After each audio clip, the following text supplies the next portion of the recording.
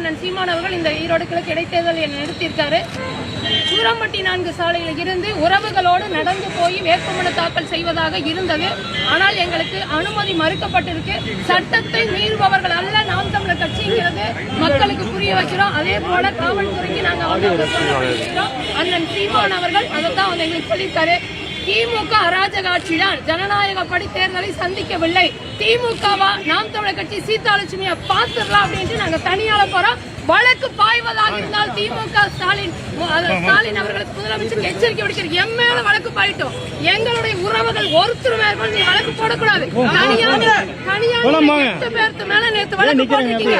இது எப்படி சரியா இருக்கும்? நியாயமான முறையில் ஜனநாயக முறைப்படி திமுக தேர்தலை எதிர்கொள்ள பயம் வந்துருச்சு.